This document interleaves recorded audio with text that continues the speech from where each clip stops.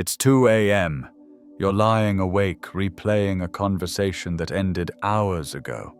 Every word, every reaction, every flicker of tone is mapped in your mind with clinical precision. You know exactly why you said what you said.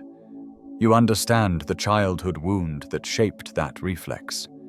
You can trace the pattern back through years of repetition, and yet here you are again, trapped in the same loop, watching yourself from a distance, like a scientist studying a subject that looks painfully familiar. What if the very thing you thought would save you, your self-awareness, is quietly undoing you? We've been told that awareness is the highest form of growth, that understanding ourselves is the path to freedom.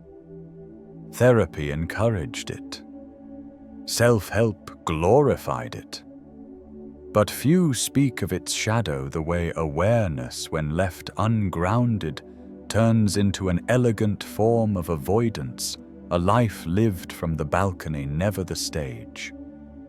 Because somewhere along the way, reflection became refuge. Observation replaced experience. You began to analyze every feeling instead of allowing it to move through you. You became so fluent in self-understanding that you forgot how to simply exist without dissecting, without labeling, without defense. In this exploration, we'll look deeper into how awareness, when detached from embodiment, transforms from wisdom into self-sabotage, a quiet, intelligent resistance to life itself. Part 1: The Enlightenment Trap. When insight becomes a cage. There's a certain kind of mind that can explain itself perfectly. It knows why it procrastinates, why it hesitates, why it sabotages its own peace. It can trace its fears back to childhood. Quote the studies, recall the therapy sessions, and name every psychological mechanism at play. It has learned to narrate its pain with eloquence, and yet the work remains undone. This is the quiet trap of modern awareness, mistaking understanding for transformation. We've built an identity around knowing ourselves, collecting insights as if they were steps toward freedom. But a map is not the journey, and diagnosis is not the cure. I once knew someone, let's call her Maya. She spent years studying herself with precision. Every attachment style, every defense pattern, every cognitive distortion had a name. Her self-knowledge was polished, almost scholarly. But when her relationship collapsed, all that insight offered her no shelter. It didn't teach her how to stay through discomfort, only how to describe her departure. This is what happens when flaws become identity. I'm just an overthinker. I have trust issues. These phrases once pointed to wounds that could heal. Now they serve as badges that keep the wounds intact. We label every feeling, every impulse, until the labeling itself becomes the illusion of progress. We name the emotion, analyze its origin, and stop there, safe in comprehension, untouched by change. And so we begin living at a distance from ourselves, aware of our awareness, conscious of our consciousness, feeling jealousy, but also watching ourselves feel it, then judging the fact that we feel it at all. The result isn't wisdom, it's exhaustion. You sit before a simple email paralyzed by reflection. You know every reason for your hesitation. You understand your patterns, your conditioning, your inner child. You have the entire psychological map laid out before you, and still your hand doesn't move. The insight has become a cage. Elegant, articulate, but a cage nonetheless. Carl Jung saw this danger clearly. Awareness, he warned, must be followed by integration, otherwise it fragments the self. To know your shadow is not enough. You must bring it into the light of your daily choices. You must live differently even when you cannot yet explain how or why. Awareness without action is a mirror with no reflection. True freedom begins the moment you stop observing your life and start inhabiting it. When you send the email, despite the analysis, when you allow jealousy without the commentary, when you let yourself be human without footnotes. The question is no longer, do you understand yourself? The question is, what will you do with that understanding? Part 2. The comfort of self-diagnosis, when awareness masquerades as growth. There's a quiet relief that comes with finding a label for your pain. The moment you realize, I have anxious attachment, or this is my ADHD, or I'm just highly sensitive, something in you exhales.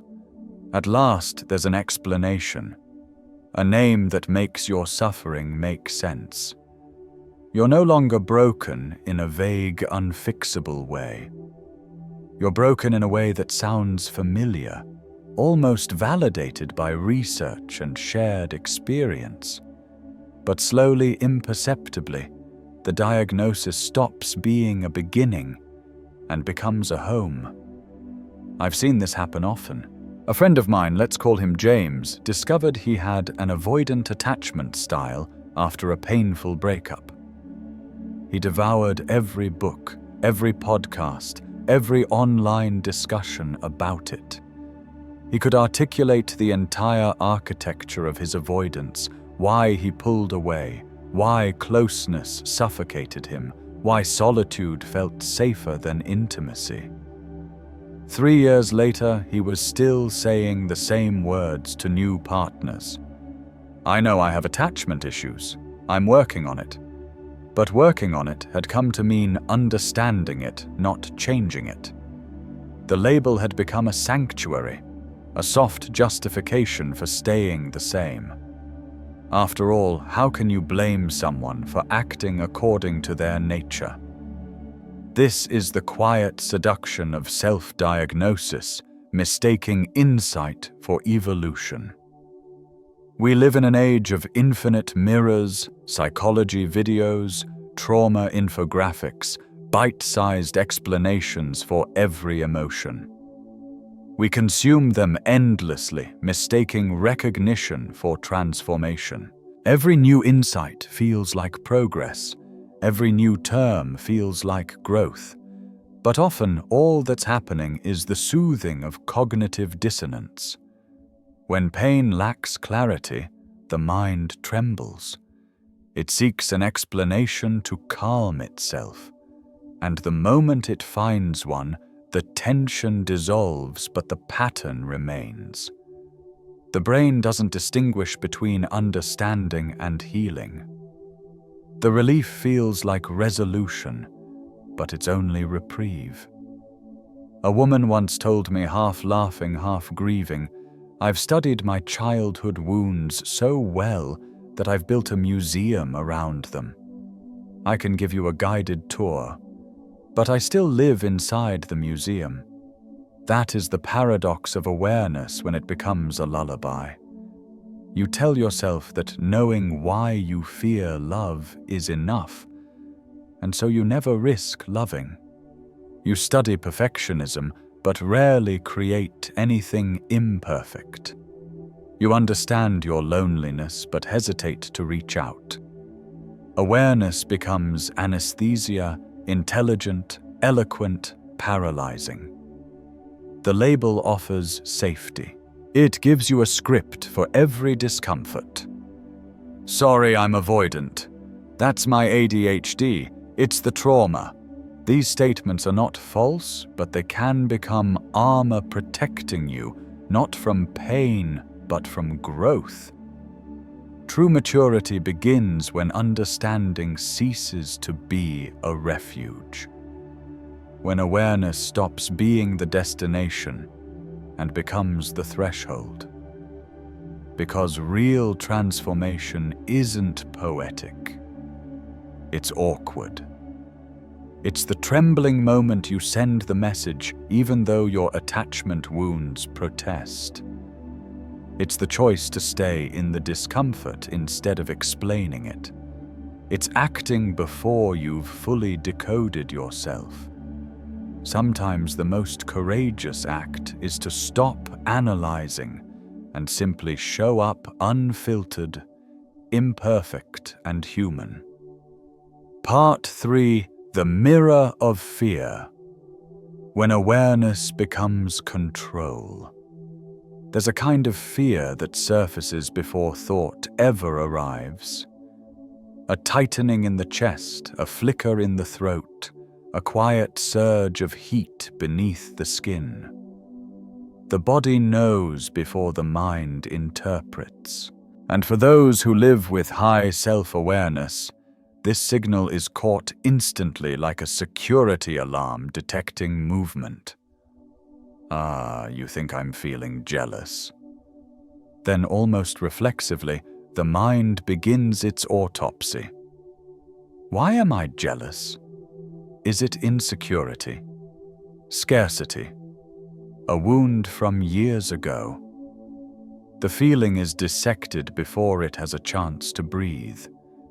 You mistake this analysis for mindfulness, but in truth, it's evasion dressed in intellect. Many of us have learned to use awareness not as presence, but as control. We monitor every internal ripple labeling and categorizing it before it can become messy, inconvenient, or vulnerable. Our inner life becomes a surveillance state, tidy, disciplined, emotionally sanitized. I once lived that way. When something hurt, I would immediately begin to trace the lineage of the pain from rejection to childhood conditioning to unmet needs. I believed I was processing. I was really anesthetizing. The moment the emotion tried to speak, I translated it into theory. What could have healed was suffocated by understanding. This is not mindfulness. This is self-suppression performed in elegant language. True mindfulness doesn't restrain emotion, it witnesses it. It lets jealousy surge and pass like weather. It allows anger to rise, to shake the ground a little, to move through the body until peace returns naturally. But when awareness becomes control, you intercept the storm before it rains. You grab the emotion mid-air, inspect it, and in doing so, silence it. The cost is subtle but profound. A friend once told me, I'm so self-aware now that I don't feel anything anymore. It's like I'm watching my life through glass. She could describe every emotion in perfect clarity, but she could no longer touch them. Her laughter was thoughtful, her tears theoretical. Nothing raw survived the analysis. That kind of vigilance leads to exhaustion, not the kind you fix with sleep, but the kind that drains your vitality. Every moment is self-monitored, every reaction is analyzed. You live in constant psychological performance, always on guard against your own humanity. And beneath that fatigue lies numbness. Then disconnection. You become an observer of your life instead of a participant. Spontaneity fades. You stop responding to the world as a living being and start responding as a curator of your own inner museum. Real awareness includes chaos. It allows you to be irrational, to overreact, to feel without needing to explain. Sometimes wisdom is not in naming the storm, but in standing under it, letting the rain soak through, trusting that clarity will follow on its own. Because when you've spent years controlling your emotions through awareness, a deeper fatigue sets in, the exhaustion of constant self-management. And when that control inevitably cracks, the ego does what it always does: it adapts. It finds a new disguise. If it cannot be perfectly composed, it becomes spiritually superior. It says, "At least I'm more aware than everyone else who hasn't done the work." And just like that awareness, once a tool for freedom, becomes another mask of fear. Part 4. The Spiritual Ego. When awareness becomes superiority. There's a subtle expression that appears when someone begins to see themselves as more conscious than the rest of the world. A small, almost imperceptible withdrawal. The quiet disappointment of feeling alone in a room full of people who just don't get it.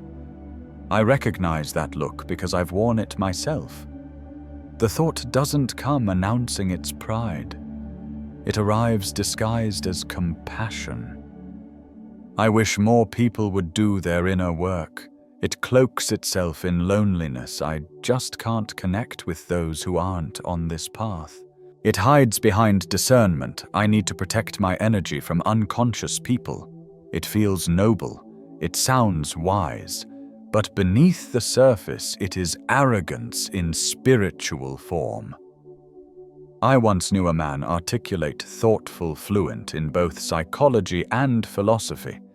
At a gathering, he sighed and said, "It's hard being around people who haven't faced their shadows. The conversations feel so surface." He said it softly, like it pained him. Yet beneath that sadness was a quiet message. I'm different. I'm deeper. I've done the work you haven't. He spent the rest of the night standing apart, watching the crowd with knowing eyes. When he left alone, he told himself it was because he'd outgrown superficial connection, never realizing that his awareness had become the very wall keeping others out. This is the quiet arrogance that awareness can breed. You start dividing the world into the awake and the asleep, the conscious and the unconscious. You see someone react in anger or fear and feel an unspoken superiority. Look at them, still trapped in ego. Meanwhile, your own ego is alive and well, only dressed now in the language of enlightenment. You tell yourself you're detached because you've evolved beyond small talk, but often it's fear of being ordinary, vulnerable, or wrong. You gather spiritual ideas like trophies, presents, surrender, non-attachment, and turn the pathless path into a ladder climbing higher while quietly looking down. Carl Jung called this shadow inflation, the moment you identify so strongly with light that you reject your own darkness. You tell yourself you've done your shadow work, as if awareness could erase what it only illuminated. The ego doesn't vanish. It adapts. It puts on sacred robes and calls itself wise. Jung warned of this illusion: the more light you claim, the darker your shadow grows. The one who insists they've transcended anger often carries quiet contempt. The one proud of their emotional intelligence may be blind to their own subtle cruelty. The brighter you polish your image of consciousness, the more your unseen darkness expands beneath it. And the cost is not theoretical, it's human. It's the loneliness of standing above everyone while craving to stand with them. You begin to evaluate people not by the quality of their hearts, but by their vibration. You replace connection with categorization, presence with performance. You trade belonging for the comfort of being different. Then cynicism takes root. You start to see the world as asleep, others as unaware, and slowly you stop feeling altogether. You observe, but you no longer participate. Awareness has turned into detachment, a wall of clarity that no longer lets warmth through, but awareness at its essence was never meant to separate. True wisdom doesn't make you rise above others, it makes you feel with them. It reveals that the person losing control in public is not beneath you. They are you on a different day.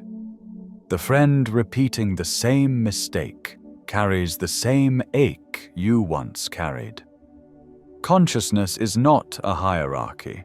It's the shared recognition that all of us are stumbling toward wholeness in our own imperfect ways. The moment you believe you are more aware than another, awareness itself slips away. Because real consciousness doesn't elevate you above humanity. It brings you home to it. Part 5: The Loop of Self-Observation. The cost of overthinking your own mind. You're at a friend's birthday party laughing at a joke. For a moment, everything feels effortless until it doesn't. Suddenly, you're not just laughing, you're watching yourself laugh. You notice the tone of your voice, the angle of your smile, the sincerity of your amusement. You wonder if it's real or if you're performing joy for the room. Within seconds, the laughter dies. You're no longer present, you've stepped outside yourself. This is the quiet trap of hyper-awareness, the mind turning itself into a hall of mirrors, reflection inside reflection, until nothing feels authentic. You can no longer tell what's real and what's merely your observation of the real. Neuroscience has a name for this. The default mode network, the part of the brain responsible for self-referential thought, activates when we rest, helping us integrate experiences. But when it never switches off, when every moment becomes material for introspection, the engine overheats. The mind begins to consume itself. What was once clarity becomes rumination, and what was once insight becomes paralysis. I once knew a writer who became trapped in this loop. Every sentence he wrote was immediately examined. Why did I choose that word? Is this authentic? Is it performative? Hours passed not in creation, but in self-interrogation. His awareness, once a gift, had turned into a cage. The river of creativity stopped flowing because he couldn't stop studying the water. This is the price of relentless self-analysis, filtering every action through. Why am I doing this? You reach for your phone and question your motives. You turn down an invitation and dissect whether it's avoidance or self-care. You feel desire and wonder if it's love or attachment trauma. Spontaneity withers. Life becomes a project of interpretation rather than experience. And slowly you forget how to be. To laugh without supervision, to cry without commentary, to want something without diagnosing the wanting. The exhaustion is real, but beneath it lies something deeper, a loneliness that no insight can fix. You're too self-aware to feel at ease, too observant to belong fully. While others live, you analyze. You're present in body, absent in spirit. You've thought yourself into an isolation chamber. A woman once described it perfectly. I've become so skilled at observing my life that I've forgotten how to live it. I'm like a film critic who can't enjoy a movie anymore. Everything is material for analysis. I'm exhausted and lonely, and knowing exactly why somehow makes it worse. You can't think your way into freedom. You never could. Understanding the prison isn't the same as leaving it. Freedom lives in the unguarded moment, in the breath taken without naming it. The action done without justification, the feeling felt without dissection. The way out isn't more awareness, it's a different kind. The kind that returns you to the directness of experience. Feel your breath without labeling it calm or anxious. It's just air moving through you. Notice your body sitting here not as posture, but as presence. Walk without measuring. Speak before rehearsing. Create something imperfect and refuse to explain it. Take the risk of unfiltered living. Send the message before you're ready. Say yes without calculation. Dance badly in your kitchen. Touch the world again without commentary. The mirrors will begin to crack the moment you stop looking into them. And what you'll find on the other side of reflection is life itself. Raw, spontaneous, gloriously unedited. Part 6. Reclaiming Innocence. The forgotten half of awareness. Watch a 4-year-old paint. They don't pause to question whether they're being authentic. They don't wonder if the shade of blue reflects their emotional landscape. They simply paint absorbed, unguarded, entirely present in the act itself. There's awareness there, but it isn't analytical. It isn't watching. It's being. Somewhere between childhood and now, we lost that. We learned to watch ourselves live. Awareness without innocence becomes surveillance, a constant monitoring of how we appear, sound, and feel.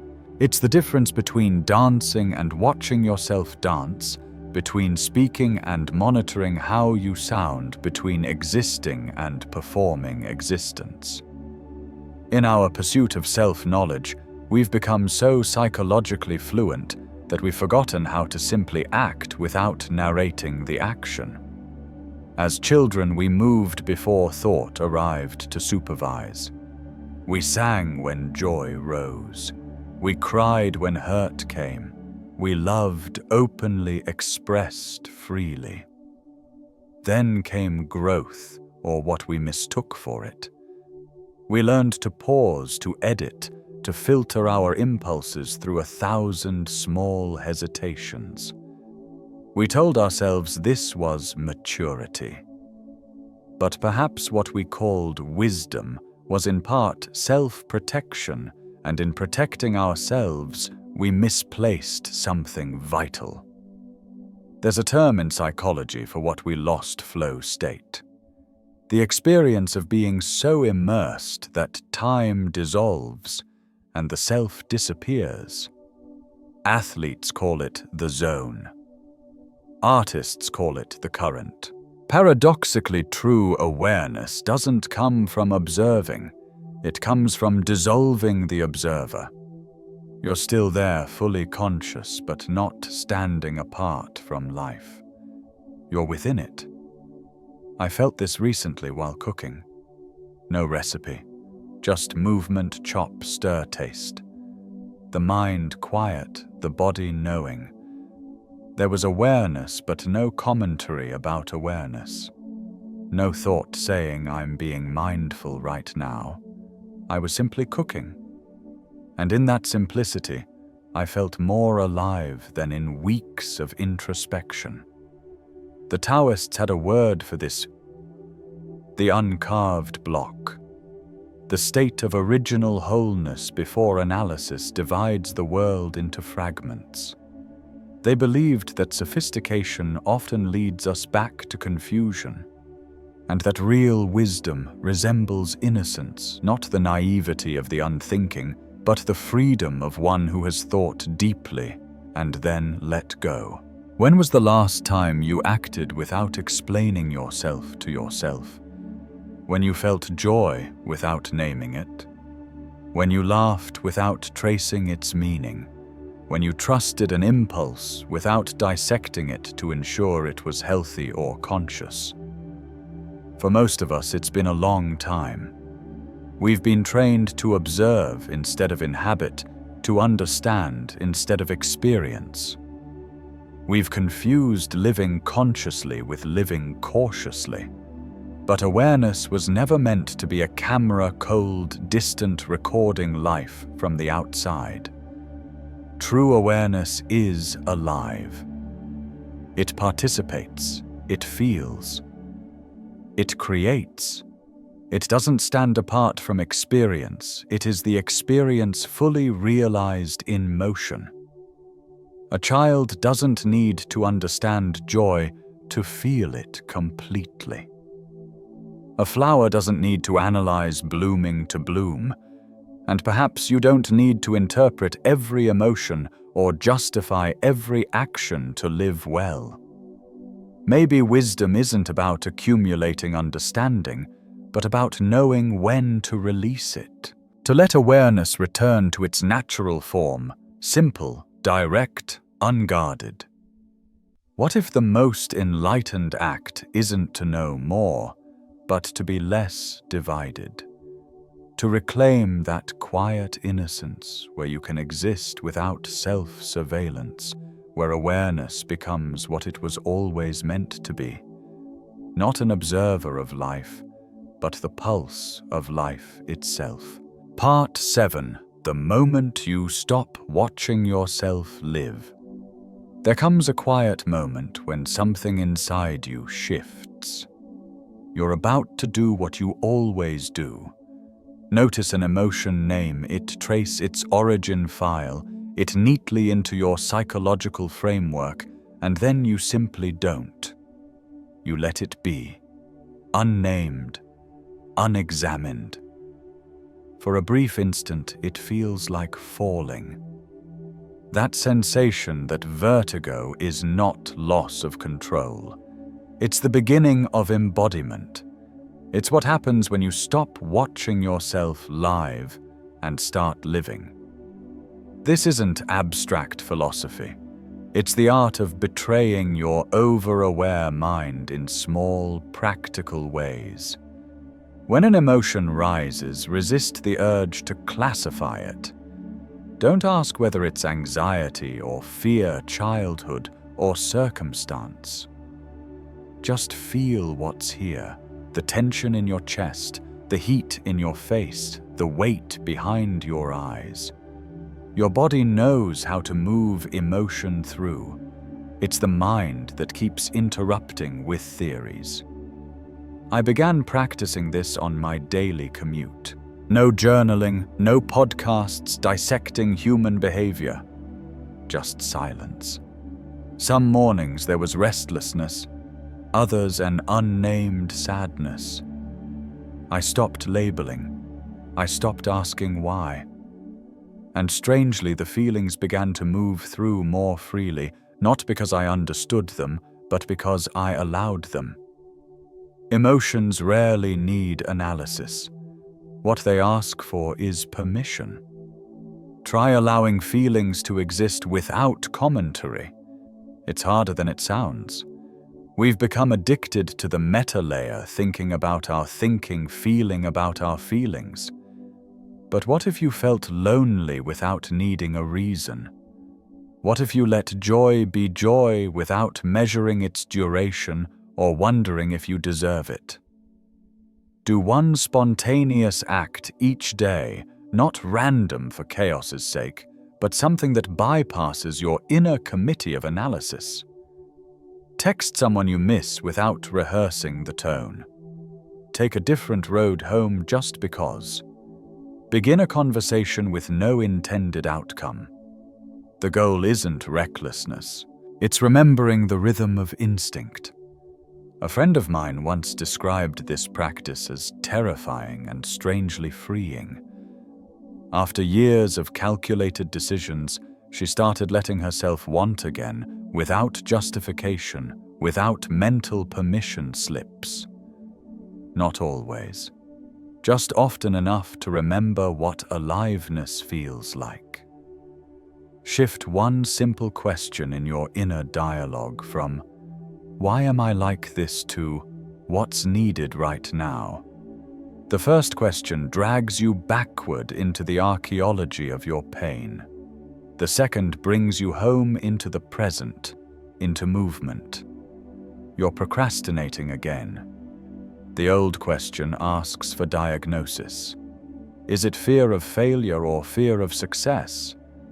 The new question asks for action. What's needed right now? A single step, rest, a conversation. You don't need to solve your psychology to take the next breath. And then the deepest shift, replace control with trust.